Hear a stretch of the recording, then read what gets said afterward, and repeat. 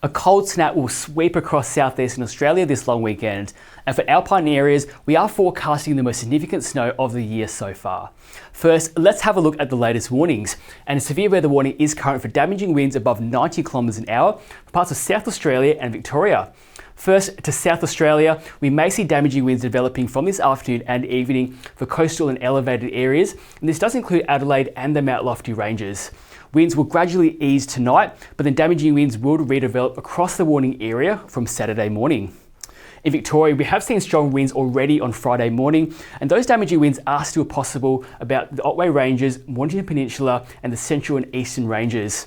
Winds will ease tonight, but damaging winds are again possible from Saturday across elevated parts of Victoria. So make sure you have the latest warnings for your area across the coming days.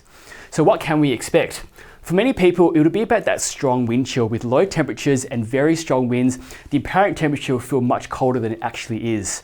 Damaging winds are possible, which could bring trees down and also cause damage to property.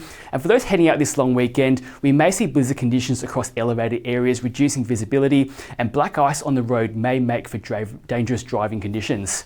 So what is actually causing all this?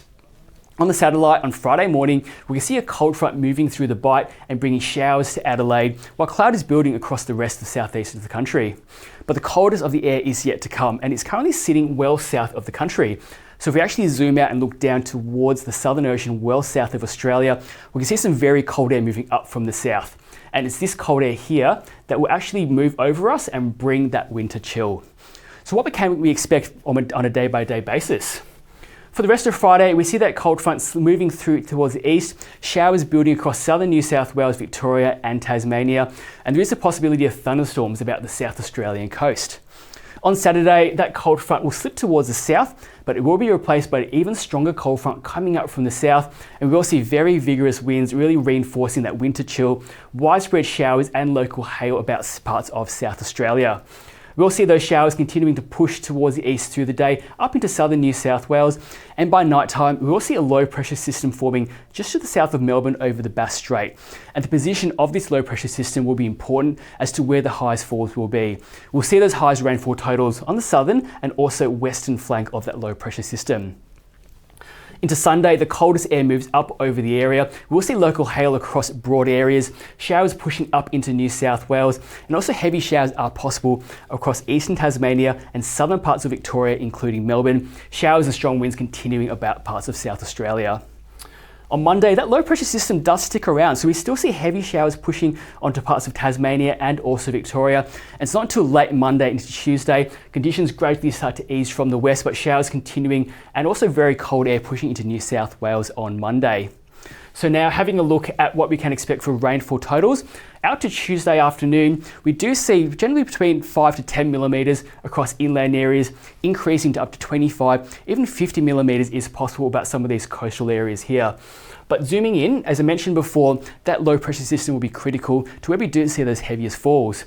At the moment, the latest computer model guidance does show those heaviest falls about parts of eastern Tasmania and also southern parts of Victoria. So at this stage, Melbourne could see isolated falls in excess of 50 millimetres over the next few days.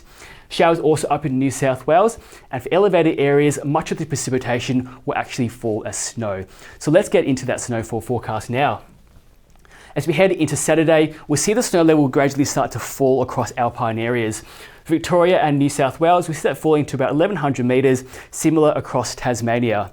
The coldest air moves through on Sunday, and we do see even lower snow levels across the alpine areas, down to 900 metres across the Grampians in Victoria, and as low as 800 metres across parts of Victoria and southern New South Wales. Snow also for the central tablelands in New South Wales, particularly around Oberon, and also some late flurries about the Barrington Tops. And then on Monday, we see that cold air push up into northern New South Wales. Snow flurries are possible about the northern tablelands, but the snow level will gradually start to rise elsewhere as we head into Tuesday and also Wednesday. So very windy, very icy and very cold conditions coming up this long weekend. Do you have the latest information for your area if you are heading out? You can get that on our website, on our app, follow us on social media, and as always, please stay safe.